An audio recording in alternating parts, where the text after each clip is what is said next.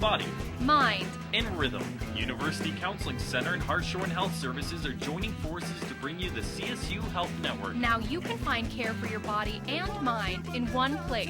Located west of the library in the Hartshorn building and online at health.colostate.edu. To make an appointment, call 970-491-7121. CSU Health Network. Care for body and mind.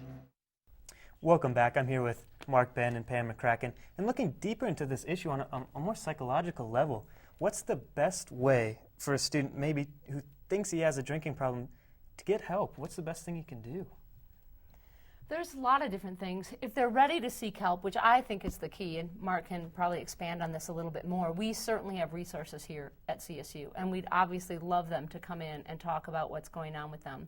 It's not always easy to take that first step, to admit that there's something going on with the substance abuse in their lives and it's become unmanageable and they want to seek help. So often it's someone around them that helps get them to that place when they're ready to do it. But we definitely admire them for taking that deep breath and saying, you know what, it is unmanageable and I need to get some help, and offering them services here on campus for that. Sure. And Mark, if you're a friend of someone who you think might have this problem, that can be a tough situation for anybody. You know, I know a lot of people have lost friends from this. It's a very, very difficult thing. You know, nobody wants to think they have a problem, and beyond that, in our culture, nobody wants to ask for help. To recognize you have a problem is really hard, but the first step to dealing with this problem is admitting that you have one. Right. I don't know any 18 to 22-year-olds that are likely to say they have a problem.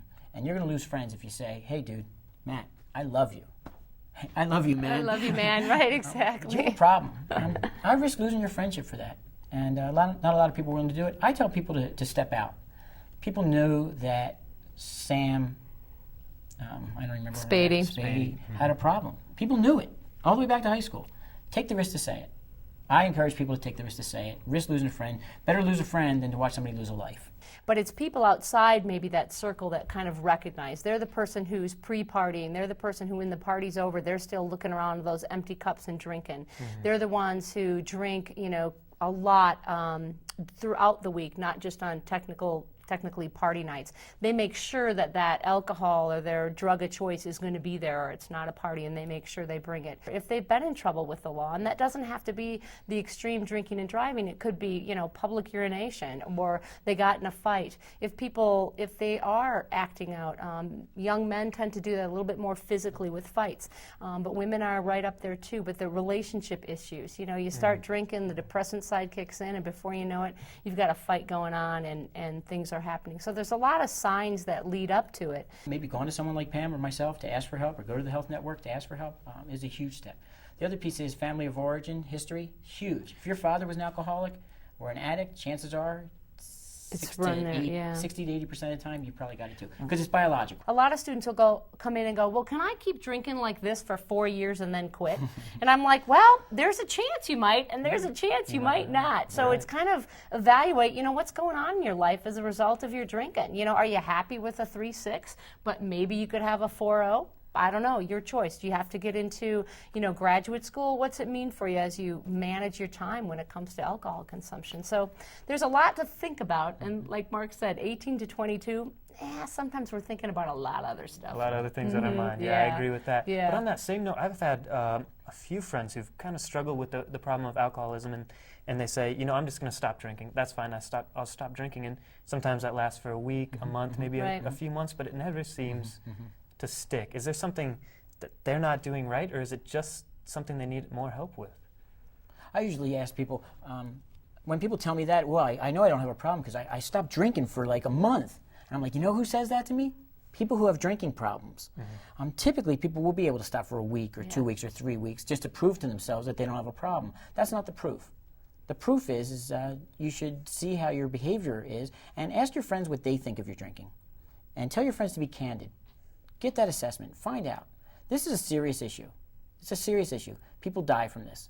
And if you have addiction, alcoholism, it's a life-threatening illness. If I told you had a life-threatening illness, would you want to take that seriously? Yeah. And the friends, too, that they're asking, we want them to be candid. We don't want them to sugarcoat, well, it really wasn't that bad, and, I've seen worse, and, you're okay. Everybody drinks like that. When, in reality, no, people don't drink like that. And I'm going to venture a pretty strong guess that once that person does stop drinking, the people around them are probably going to like them a lot better. Yeah, I can imagine. So it seems like a quick way to make friends sometimes, drinking at a party, but I know a lot of people who lose friends just as fast because they do it too much. Right. And that's something, I guess it's a double-edged sword in a way. So. Well, and I think college students, I think for the majority of them, they're negotiating it pretty successfully. I'm using a designated driver. I'm not getting in fights. I'm going home when I should go home. I'm not puking in the john. I'm all those types of things where for the most part I have a few beers and it's about hanging with my friends. It's not about the alcohol. And I think that's what's really important. When drinking or smoking weed becomes the activity as opposed to an adjunct to the activity, there's a problem. We shouldn't just go out to smoke or drink. We should go out because we want to play darts or, hang Beer out pong. with our friends. Oops, no. She was kidding. Crossing the line a little bit. So the idea is that it's a complement to the activity that we're doing. Sure. It shouldn't be the activity. And then our next chat coming up is going to be it's going to be about sex. And so we had a question that kind of has something to do with alcohol and sex as well. It says, I was drunk, I hooked up, I don't remember, I have big time regrets. What should I do? What's the next step? That's a situation no one wants to find themselves in, but what do you do in that situation? Get tested. Yeah, absolutely. Yeah, totally. First thing. Man. Yeah, scary. 3 to 5 days later, that's how long male sperm, if they had goodness. sex, a Oh, my female-male relationship, absolutely. 3 to 5 days. For me, too, the part about that regret is I kind of want to, if they came in, for example, and they were willing to talk about it, I'd kind of want to look at other situations, too. Is this the first time that kind of happened? Where's the role that alcohol's playing in those types of situations? How do I get beyond this one situation to not have it happen again? There's a high percentage of people that do have regrets. They've done something, as a result of being under the influence. And it's not just college students, it's people in general. And it can be a wide range of things. It could be unprotected sex. It could be just that they got in a fight with someone, all kinds of situations. So it's not to say, God, that sucks, I'm sorry. And let's help you move beyond this and look at how that happened and prevent it from happening. Every time you drink, do you get in trouble? The answer is no. Every time you've been in trouble, have you been drinking? Well, I consider this being in trouble. If you're engaging in sexual behaviors that you wish you didn't, and your self-esteem has taken a hit because of that, it's going to cause you to drink more, perhaps.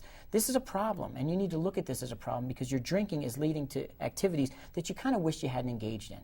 And certainly, if that's what's happening to you, you need to look at your drinking. Right. And in the Health Network, the doors are always open if someone finds himself in that kind of situation. Is this a place they can turn? It's a place they can turn. Are we always open? No. Yes, we are. Are we 24/7? Well, besides the police department, we're the only organization on campus. It's 24/7, including Christmas. So yes, we have an after hours. We're open from 8 to 5. We're on call from 5 to 8. So absolutely, if people are in trouble, we're not sitting at a desk waiting for someone to call us. We're asleep with a pager. Right. But absolutely, if someone's really freaking and there's something wrong and they're scared for their friends, they need to call the police, and the police will get a hold of us.